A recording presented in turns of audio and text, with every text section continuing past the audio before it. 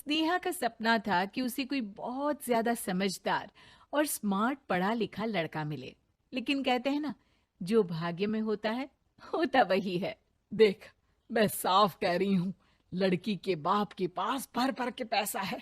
अरे एक बार लड़की ने तुझे पसंद कर लिया तो समझ के पैसे की तो नदियां भर जाएंगी, लेकिन फिर भी तेरी प्यास नहीं बुझेगी बेटा। अरे माँ, फ्रिज में मैंने 2 बोतल पानी की रखी है, और कैसे प्यास बुझेगी? अरे पांचवी फेल, मैं बात कर रही हूँ पैसों की प्यास की। तू गवाह नहीं समझेगा इस बात को। बस तुझसे लोगों की नौकरी करवा लो। वो क्या है ना आशीष की माँ, वो सीधा है, और जिसे तू लोगों की नौकरी बोल रही है ना, वो आशीष का प्यार है अपने लोगों के लिए, जिनसे वो प्यार करता है या जिनसे जुड़ा हुआ है वो। अरे जमाना नहीं रहा वो। अरे आज की डेट में तो ना बेटा माँ का है, ना ही पति पत्नी का। कैसी बात कर रही है माँ? चाहे दुनिया यहाँ की वहां क्यों ना हो जाए, मैं आपके बिना नहीं रह सकता। ना ही मैं आपको कभी धोखा दे सकता हूँ। अरे हाँ, ठीक है ठीक है।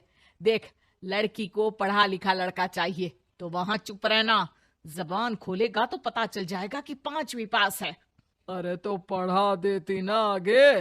माना सौतेली माँ हो, लेकिन दहेज की लालच तो अपने बेटे जैसी ही रख रही हो। पापा ऐसा मत बोलिए ना माँ को। वो मेरी माँ है, मैं उनसे बहुत प्यार करता हूँ। अच्छा अच्छा बेटा, कुछ नहीं कहता, बस तैयार हो जा, चलते हैं और देखते हैं कि कौन है लड़की और क्या चाहती है। सभी मिलकर लड़की देखने जाते हैं, जहां स्नेहा आशीष को देखकर ही इम्प्रेस हो जाती है। वाह, कितना हैंडसम है। काश इससे मेरी शादी हो जाती, लेकिन पता नहीं कितना पढ़ा लिखा है। स्नेहा, लड़का बहुत अच्छा है, बेचारी की माँ दूसरी है, लेकिन देख रही है ना, हीरा भी इतना चमकीला नहीं होगा जितना कि ये। स्नेहा को समझ नहीं आता कि वो क्या करे। वो आशीष से मिलती है, उसकी सादगी, उसकी बातें उसे भा जाती है। मैंने नहीं सोचा था कि इतना पढ़ा लिखा लड़का मुझे मिलेगा। मैं शादी करने के लिए तैयार हूँ। और फिर स्नेहा और आशीष की शादी हो जाती है। शादी के बाद सासू माँ कहती है, अरे बेटा, वो तेरे जेवर मुझे दे दे, मैं संभाल कर रख दूंगी। स्नेहा जो कि खुद भी एक समझदार लड़की थी, नहीं नहीं, मैं अपने जेवर नहीं दूंगी। उसके लिए तो मैंने पहले ही लॉकर खुलवा लिया था माँ जी। ये मेरी कुछ आर्टिफिशियल ज्वेलरी है, इसे रख लीजिए। वैसे मेरी अलमारी में जगह नहीं है ना। सास बेचारी नई नई बहू से क्या उलझती। सुनिए जी, मैंने आपके लिए खाना और नाश्ता बना दिया है। ऑफिस कब जाना है? कौन से ऑफिस में? मैं तो घर का सारा काम करता हूँ। हाँ, क्या बात कर रहे हैं? इतना पढ़ लिख कर आप घर का काम क्यों करते हैं? कितना पढ़ लिख कर?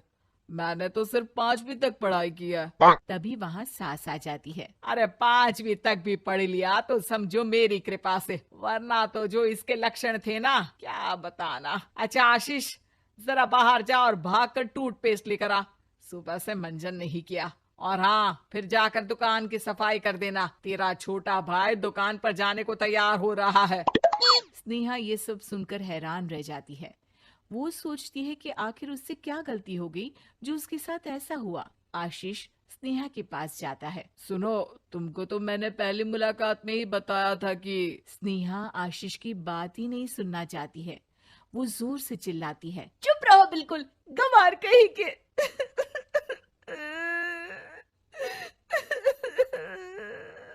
कितना बड़ा धोखा हो गया मेरे साथ। अब मैं इस घर में नहीं रह सकती।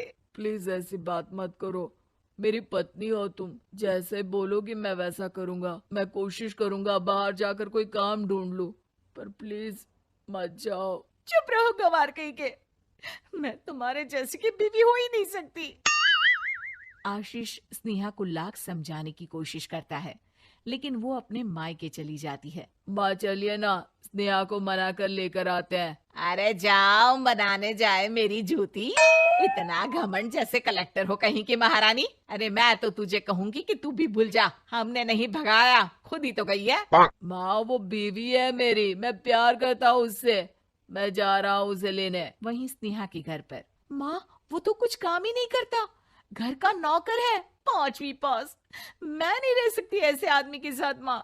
बेटा वो लड़का बहुत अच्छा है, उसकी तारीफ मैंने हर किसी से सुनी है। तेरा पति है, अब तक एक गलत माँ के साथ रह रहा था, तू संवारेगी तो संवर जाएगा। तभी वहाँ आशीष आ जाता है। मुझे माफ कर दो स्नेहा, पर प्लीज मुझे छोड़कर मत जाओ। मेरी माँ के जाने के बाद मुझे तुम्ही से सारी उम्मीद है। तुम जैसा कहोगी मैं करूँगा, पर प्लीज मेरे साथ रहो। सबके समझाने बुझाने के बाद स्नेहा आशीष के साथ घर आ जाती है। आ गई महारानी, अब आई हो और सच्चाई भी पता चल गई है तो थोड़ा तमीज से पति के साथ घर देख, रसोई संभाल और हम सबकी सेवा कर। देखो, मैं अब इस घर में बंटवारा चाहती हूँ। जो मेरे पति का हिस्सा है वो उसे मिले और वो आज से कोई काम नहीं करेंगे। हिस्सा ले लो, लेकिन कमाओगे क्या, खाओगे क्या, धूल मिट्टी। अरे तेरा पति किसी काम का नहीं है, वो तो मेरा बेटा कमा रहा है तो 2 रोटी मिल जाती है इसे। तभी वहाँ स्नेहा के ससुर आ जाते हैं।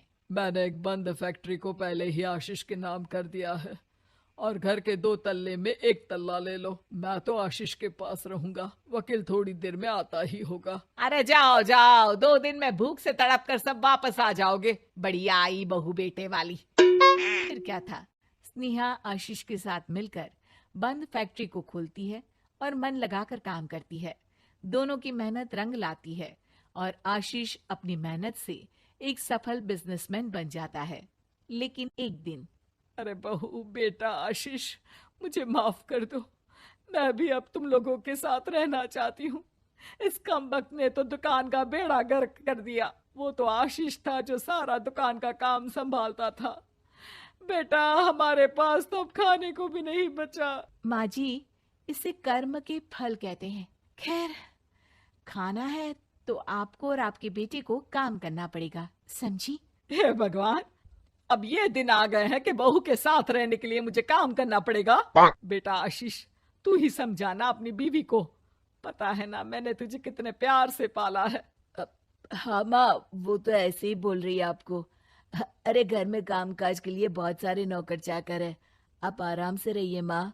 स्नेहा आशीष का अच्छा और सरल सच्चा व्यवहार देखकर मन ही मन सोचती है, मेरा पति गवार ही सही, लेकिन दुनिया का सबसे अच्छा इंसान है। तो हमें उम्मीद है कि आपको हमारी ये कहानी पसंद आई होगी। कृपया हमारे चैनल को सब्सक्राइब करें और सभी अपडेट्स के लिए बेल आइकन जरूर दबाएं। और हाँ, वीडियो लाइक और शेयर करना मत भूलिएगा। Bye bye.